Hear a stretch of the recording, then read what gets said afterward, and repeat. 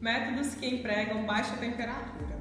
A baixa temperatura é um método de controle dos micro-organismos, que causa a diminuição na taxa de crescimento e na atividade enzimática, podendo não causar a morte celular.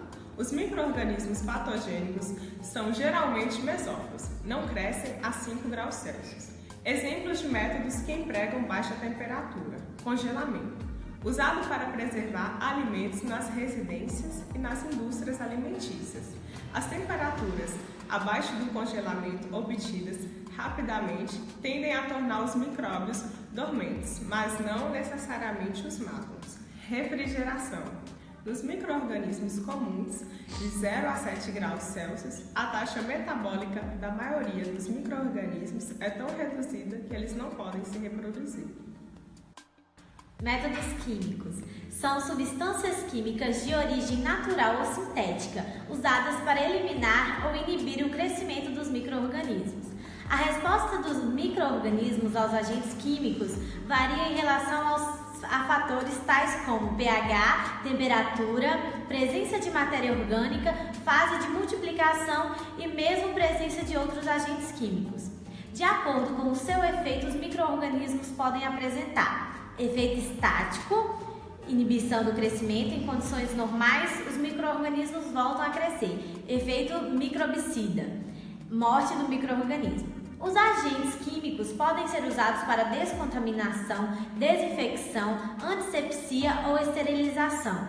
Tem maior efeito nas células vegetativas por terem metabolismo ativo.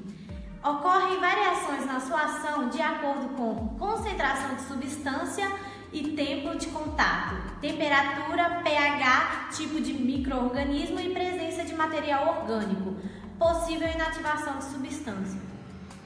Desinfetantes, compostos químicos que podem matar ou inibir o crescimento dos micro-organismos, são usados em superfícies e objetos inanimados. Existem métodos para avaliar a eficácia desses desinfetantes, que são o coeficiente fenólico e método da diluição de uso. Atualmente é o mais usado.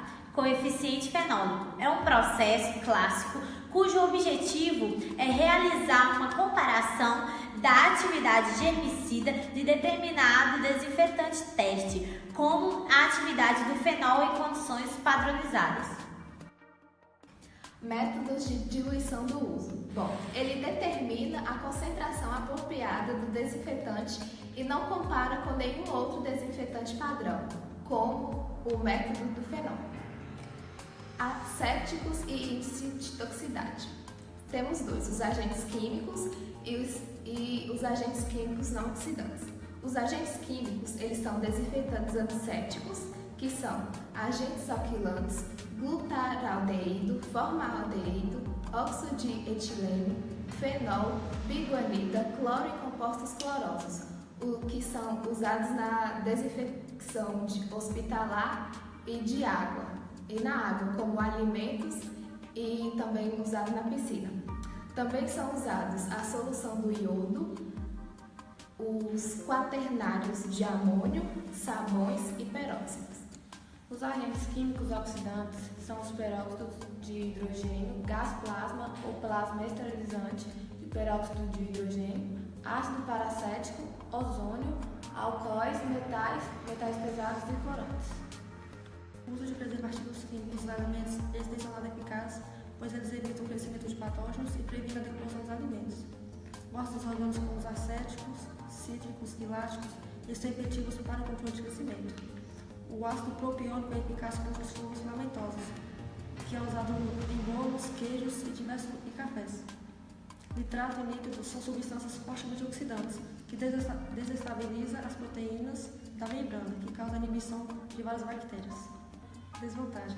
Essas reações com ácidos, elas são usadas para curar as carnes como bacon, presunto, e nesses ácidos contém substâncias cancerígenas e que são a sociedade consome em geral, que são prejudiciais.